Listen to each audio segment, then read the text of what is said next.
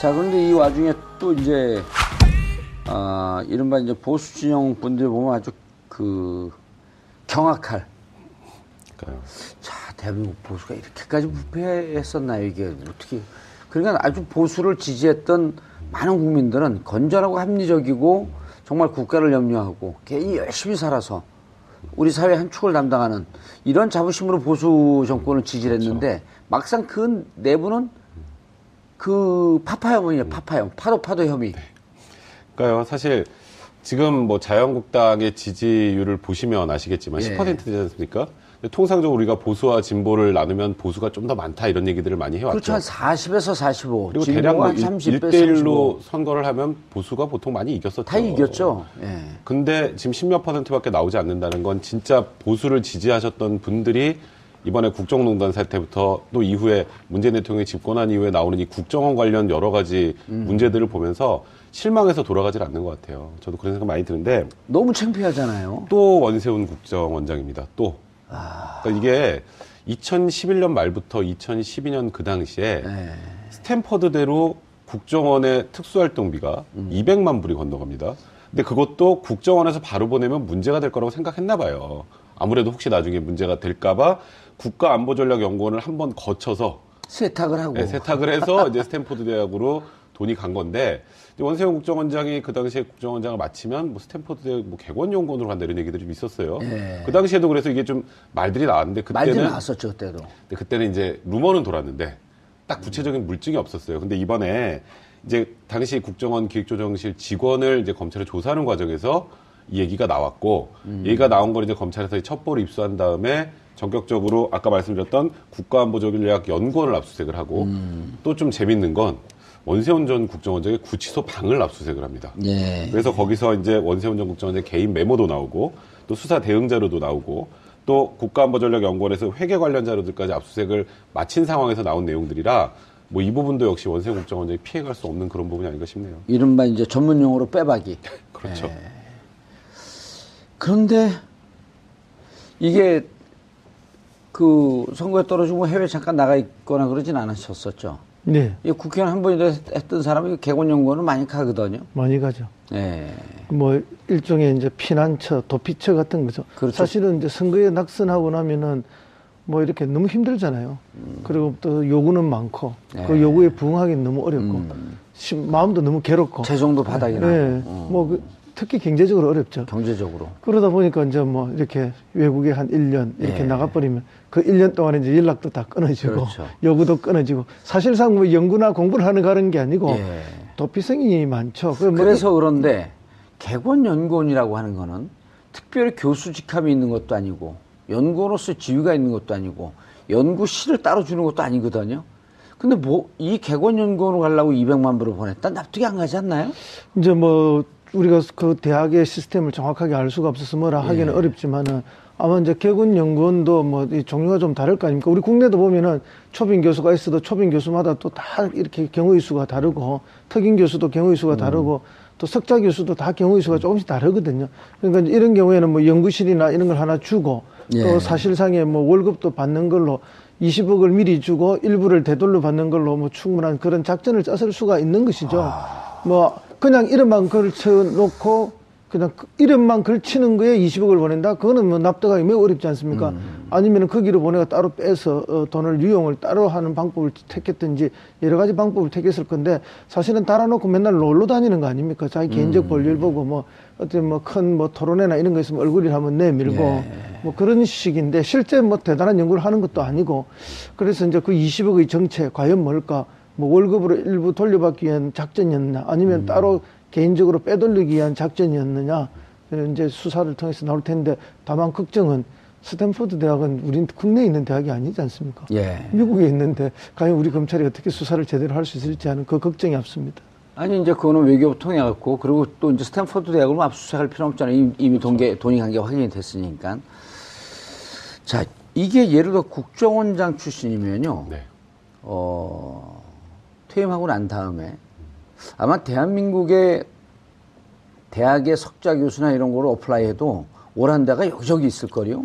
그러니까 이게 상식적으로 좀 이해가 안 되는 게 사실 국정원장까지 지낸 분이 예. 객원연구원으로 해외로 간다라는 것 자체가 일단 품격이 안 맞는다는 얘기도 급이 안 맞아요, 그러니까 말 그대로 급이. 이제 급이 안 예. 맞는 상황이고 그러다 보니까 이게 다른 의도가 있는 게 아니냐는 얘기가 나오는 거예요. 이게 지금 200만 불로 끝인지 또 뭐 샌프란시스코 주택 살려고 85만 불을 또 유용했다는 빼버렸다는, 얘기도 네. 지금 있어요. 근데 그거는 요거 값도 별개로. 네, 그렇죠. 그러니까 검찰이 200만 불이 끝이라고 생각하고 있는 것 같지가 않아요, 분위기가. 그러니까 원세훈 전 국정원장이 어쨌건 지금 현재 되돌아보면 국정원장 시절에 정말 위법한 행위들을 많이 했다는 게 지금 확인이 됐지 않습니까? 그렇죠. 그러니까 지금 아직도 구치소에 있는 상황이고 계속 지금 이게 혐의들이 하나씩 더 추가되는 상황이다 보니 나중에 정권이 바뀌면 나한테 무언가 화살이 날라올 가능성이 있다는 생각을 하지 않았을까? 미리 알고 네, 도피하기 그래서 위해서. 사실 퇴임식 하자마자 바로 가려고 했는데 이제 작전이 실패합니다.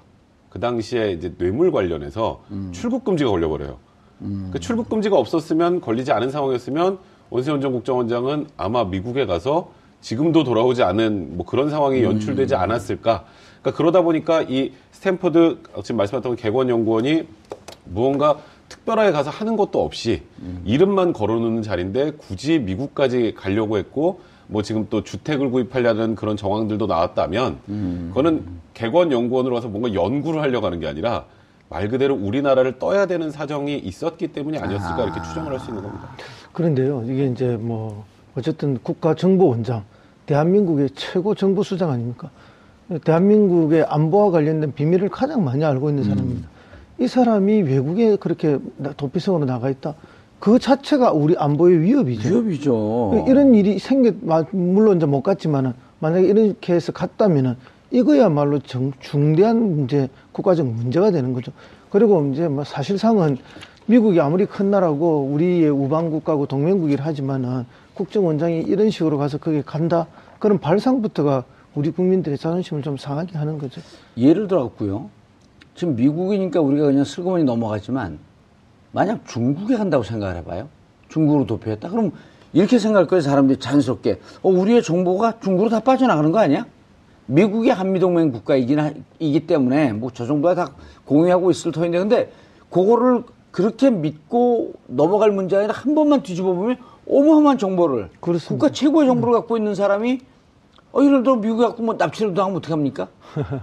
그런 문제가 있죠. 그리고 또 미국 정보가 아무리 우리 동맹국이라 하지만은 우리의 국익과 미국의 국익이 언제나 완벽하게 일치하는 일치하지 것은 않죠. 않죠. 예. 그런 면에서 보면 우리 국가정보원장이 미국에 가서 우리의 정보를 미국에 중대한 정보들을 흘리고 있다. 이거는 우리 국에 아주 심각한 위협이 될 수도 있는 문제죠.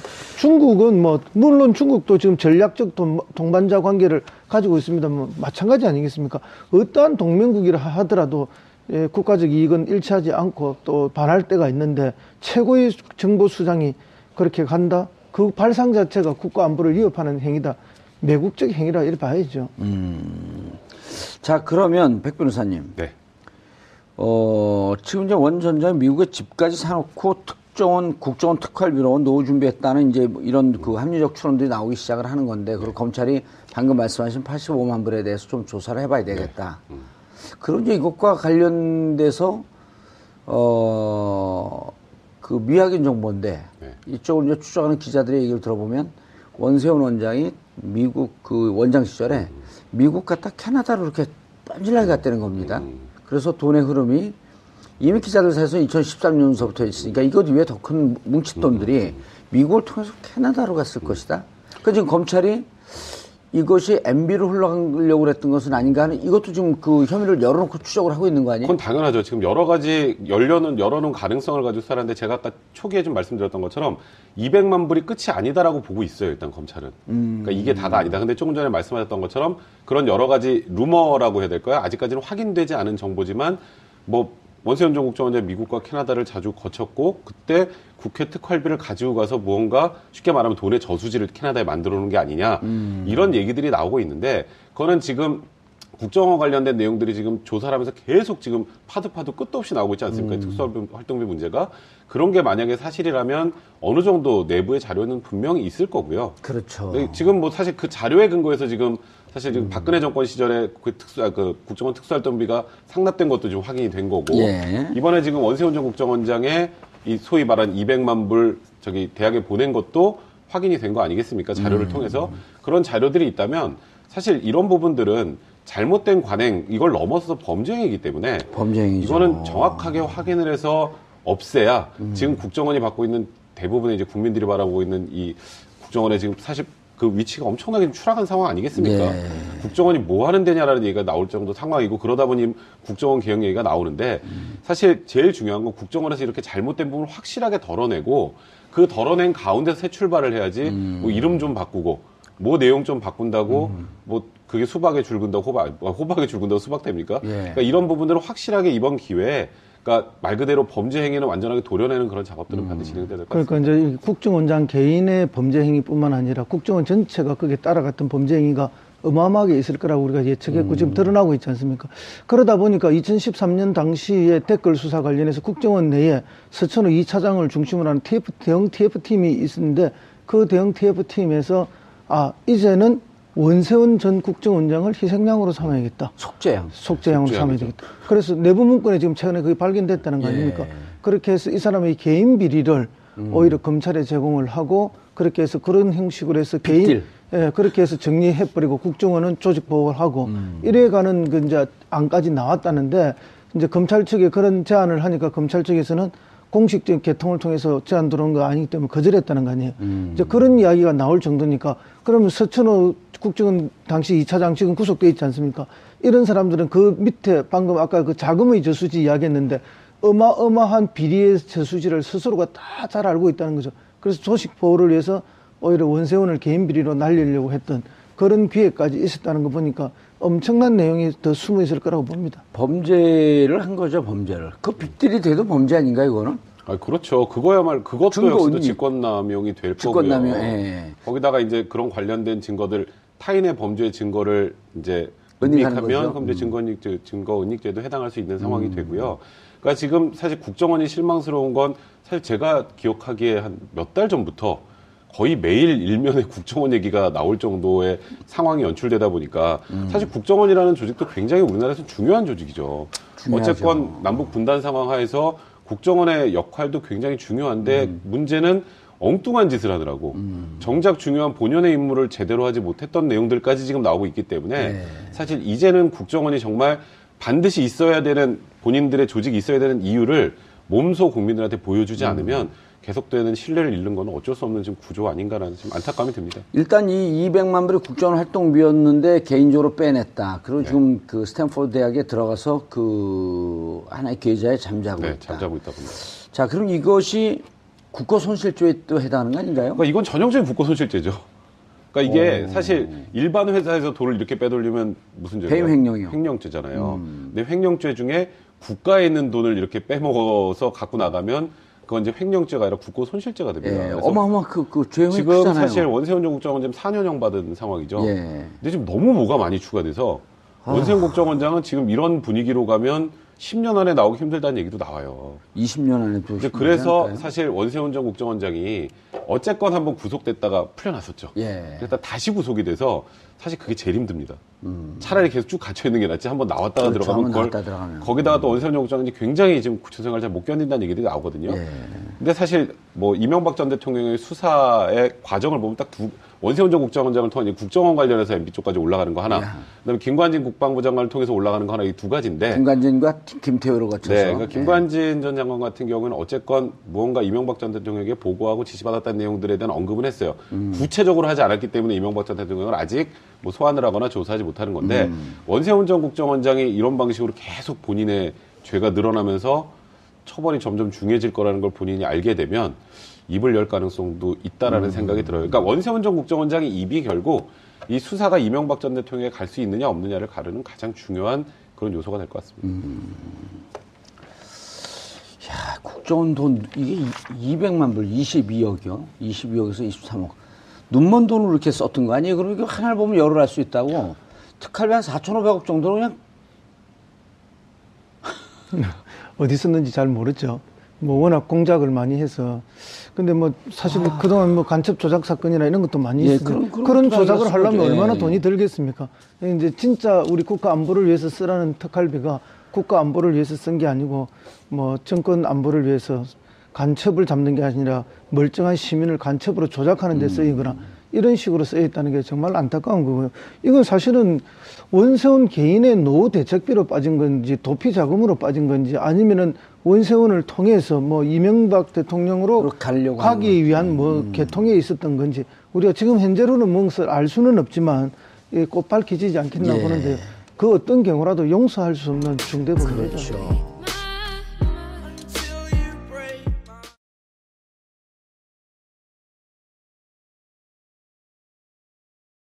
자, 국회에서는 넘어가기 전에 요 얘기를 조금 더 해봐야겠네요. 이 정도면은 이제 어쨌든 뭐 언론에서 다른 언론에서도 다룬 건데 조금 이제 더 들어가 보죠. 그러면은 검찰은 자, 그런데 이 와중에 또 이제 이른바 이제 보수 진영 분들 보면 아주 경악할. 자, 대한민국 보수가 이렇게까지 부패했었나요, 이게 어떻게? 그러니까 아주 보수를 지지했던 많은 국민들은 건전하고 합리적이고 정말 국가를 염려하고 개인이 열심히 살아서 우리 사회 한 축을 담당하는 이런 자부심으로 보수 정권을 지지를 했는데 그렇죠. 막상 그 내부는 파파혐의예요, 파파혐. 파도 혐의. 네. 그러니까요, 사실 지금 뭐 자유한국당의 지지율을 보시면 아시겠지만 10% 되지 않습니까? 통상적으로 우리가 보수와 진보를 나누면 보수가 좀 더 많다 이런 얘기들을 많이 해왔죠. 그렇죠. 한 40에서 45. 그리고 대략 한 30배, 1대1로 선거를 하면 보수가 보통 많이 이겼었죠. 다 이겼죠. 예. 근데 지금 10몇 %밖에 나오지 않는다는 건 진짜 보수를 지지하셨던 분들이 이번에 국정농단 사태부터 또 이후에 문재인 대통령이 집권한 이후에 나오는 이 국정원 관련 여러 가지 문제들을 보면서 실망해서 돌아가질 않는 것 같아요. 저도 그런 생각 많이 드는데. 너무 창피하잖아요. 또 원세훈 국정원장입니다. 또.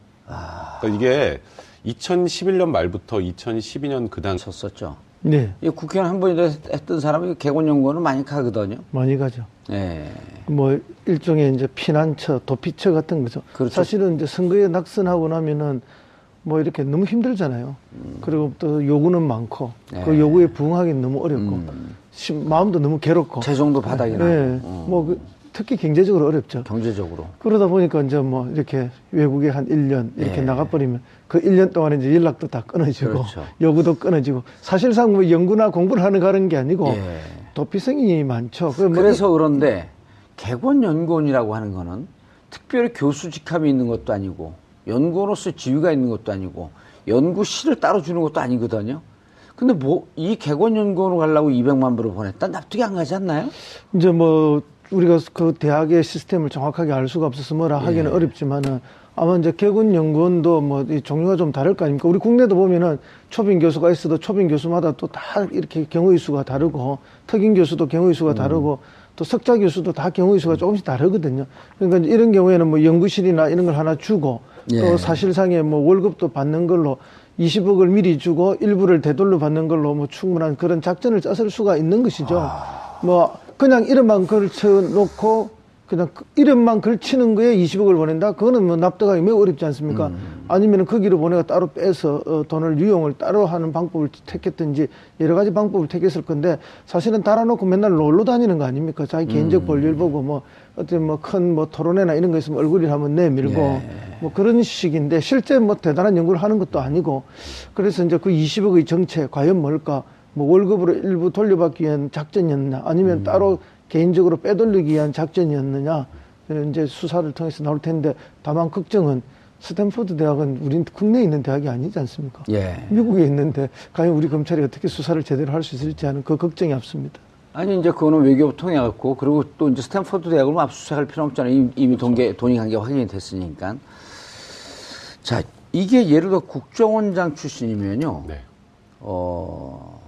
퇴임하고 난 다음에 아마 대한민국의 대학의 석좌 교수나 이런 거를 어플라이해도 오란다가 여기저기 있을 거요. 그러니까 이게 상식적으로 좀 이해가 안 되는 게 사실 국정원장까지 지낸 분이 개공 시에 스탠퍼드대로 국정원의 특수활동비가 200만 불이 건너갑니다.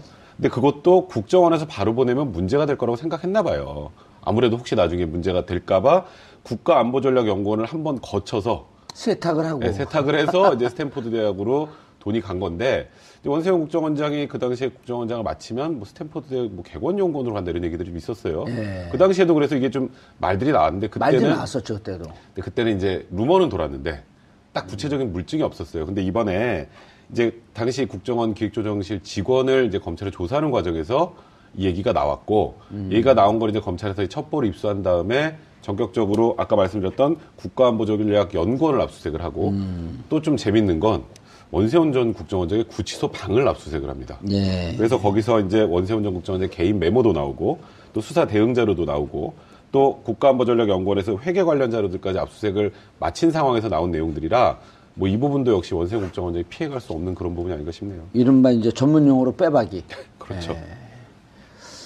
그런데 이게 그 선거에 떨어지고 해외 잠깐 나가 있거나 그러진 않았어요. 국가연구원으로 해외로 간다라는 것 자체가 일단 품격이 안 맞는다는 급이 얘기도 안 맞아요, 그러니까 말 그대로 급이. 이제 급이 안 예. 맞는 상황이고 그러다 보니까 이게 다른 의도가 있는 게 아니냐는 얘기가 나오는 거예요. 이게 지금 200만 불로 끝인지 또 뭐 샌프란시스코 주택 살려고 80만 불을 또 유용했다는 빼돌렸다는, 얘기도 네. 지금 있어요. 근데 그거는 요거 값도 별개로. 네, 그렇죠. 그러니까 검찰이 200만 불이 끝이라고 생각하고 있는 것 같지가 않아요, 분위기가. 그러니까 원세훈 전 국정원장이 어쨌건 지금 현재 되돌아보면 국정원장 시절에 정말 위법한 행위들을 많이 했다는 게 지금 확인이 됐지 않습니까? 그렇죠. 그러니까 지금 아직도 구치소에 있는 상황이고 계속 지금 이게 혐의들이 하나씩 더 추가되는 상황이다 보니 나중에 정권이 바뀌면 나한테 무언가 화살이 날라올 가능성이 있다는 생각을 하지 않았을까? 미리 알고 네, 도피하기 그래서 위해서. 사실 퇴임식 하자마자 바로 가려고 했는데 이제 작전이 실패합니다.